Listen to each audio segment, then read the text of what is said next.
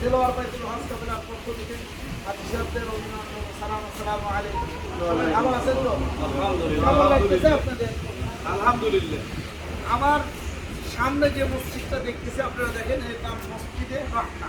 মসজিদে রহমা বিশ্বের উল্লেখযোগ্য পর্যটন কেন্দ্রের মধ্যে জেদ্দা নৌবন্দর এটা সবচেয়ে উল্লেখযোগ্য একটা পর্যটন কেন্দ্র। দেখেন বাংলাদেশে সেন্ট মার্টিন, কক্সবাজার যে পদেরগা যেগুলো জায়গা দেখেন তার চেয়ে এখানে অনেক সুন্দর। এখানে সবচেয়ে যে নোংরা কোনো পরিবেশ নেই।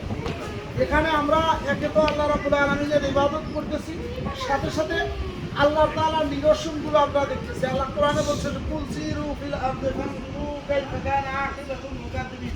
তবে আপনি বলুন তোমরা জমিনে ভ্রমণ করো এবং আমার নিদর্শনগুলো দেখো, আর মিথ্যাবাদীদের কি পরিণত হয়েছে সেটা তোমরা সচক্ষে দেখো। কারণ এই পৃথিবীতে ভালো ভালো মানুষের আবির্ভাব হয়েছে।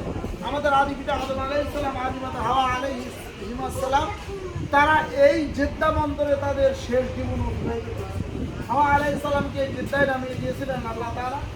তারা এখানেই জীবন অতিবাহিত করেছিলেন। তারা আমরা তাদের উপলব্ধ সন্তান।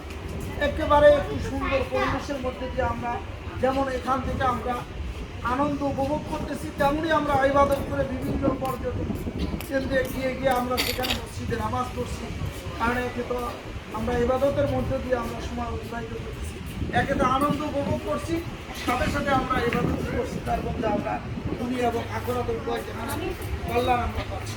সম্মানিত বিশ্বাস, এমন একটি জায়গা আমরা এসেছি যে আমাদের আদি পিতা আদম আলাইহিস সালাম এবং আদি মাতা হাওয়া আলাইহিস সালাম, তাদের মনে একটু আগে আমরা হাওয়া আলাইহিস সালামের উপরে বসে দাঁড়িয়ে আমরা দোয়া করলাম যে আমাদের দিন যেন আমাদের আদি পিতা, কারণ আল্লাহ রাব্বুল আলামিনের কাছে সামান্যতম অপরাধ করার কারণে আদম আলাইহিস সালামকে আল্লাহ তাআলা জান্নাত থেকে দুনিয়ায় পাঠিয়ে দিয়েছেন। মূল উদ্দেশ্য হচ্ছে দুনিয়ায় থেকে তারা আমরা যে দুনিয়ায় আসবো সেই সুযোগটা আল্লাহ তাআলা করে দিয়েছেন। দেখেন কত সুন্দর মানুষ বাইরে যাচ্ছে এখানে আনন্দ করার জন্য। আসলে দেখার মতো অনেক সুন্দর সুন্দর জায়গা আরো সামনে আছে, আমরা এখানে সময় দীর্ঘায়িত করবো না। আল্লাহ তাআলা আমাদের সবার উমরাকে কবুল করুন আমিন। আর যারা আসতে পারে নাই তাদের জন্য আমরা দোয়া করি, আল্লাহ তাআলা তাদেরকেও যেন কবুল করেন, বলুন আমিন।